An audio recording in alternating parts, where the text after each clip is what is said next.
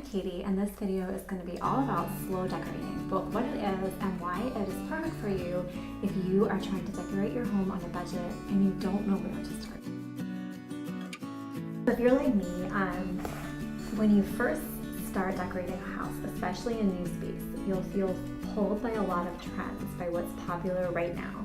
And then you'll go out and buy a bunch of that stuff, and when that trend passes, you'll kind of realize that you didn't even like it. Like the modern farmhouse trend. I got really into it. I got a bunch of the chicken wire, the roosters, the distressed stuff, and now that that trend is dying down, I don't like any of that stuff, and I wish that I had found my own style and found something more timeless that I could grow into and that I could add to my house. And that is why the slower you decorate, a lot of times the happier you are going to be with the things you find, because you aren't going to be swayed by trends. So first obviously I'm not a decorating expert, and I don't want you watching this video to think that I think I'm a decorating expert, because I don't think that at all. The point of this video is that even for people like us who don't really know what they're doing in decorating, there are some guidelines that you can follow to make sure that you are buying things for your home that you like instead of being swayed by trends. And that is what slow decorating is all about. It's doing things slowly over time and to your specific taste.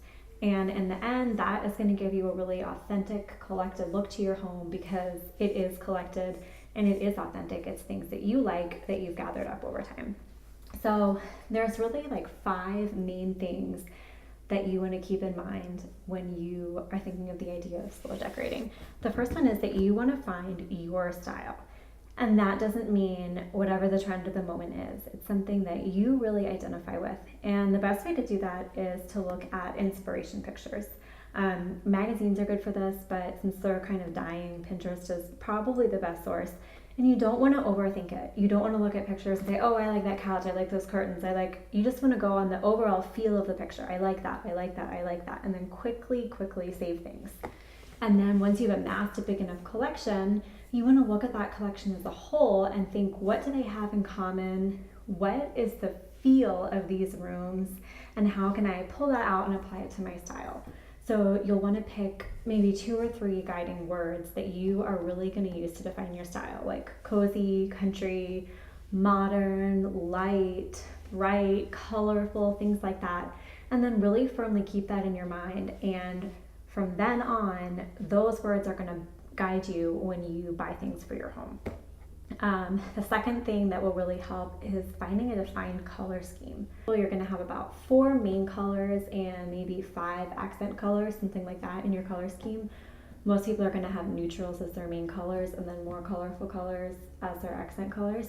And this is helpful just because it limits you. So when you go shopping and you find some big crazy statue of a rooster and it's not in your chosen colors, it allows you to just pass that by and say, no thank you, doesn't fit in my house. And that way your house doesn't go from collected to crazy looking. It keeps things all having one palette that works together. That allows you to mix things up between rooms and still have everything be cohesive. Third thing that really helps with slow decorating is if you feel like you don't know how to decorate your house, is to sort of let the idea of decorating go. Stop buying things that are just decor, like statues and knickknacks, and start buying things that are actually useful for your house that you need. So if you need curtains, that's fine. Just make sure they fit with your style and your color scheme. And as you slowly collect things like that for your home that you actually need, that fit within your guiding words, everything is going to work together. The fourth thing is if you can't afford to decorate and you are embracing slow decorating and you're not going out right away, there's going to be times where you feel like your house, you don't like it. There's things that you want that you can't get. And sometimes the best way to embrace that is just to reorganize and to declutter. And a lot of times you'll find that that sort of makes you much more satisfied with your house as is, because it's more functional, it looks just a little bit different, and it does look prettier to you once it's decluttered. And finally, with slow decorating, you have to sort of embrace the fact that it is slow. It is a long process, and you're going to be happy with it in the end. But like I said, there are going to be times that you really want something and you're tempted to just go get something because it's cheap, but you will be much happier in the end if you don't. If you stick to your guidelines, go slowly, stay within your budget, you're going to end up with a home that you're happy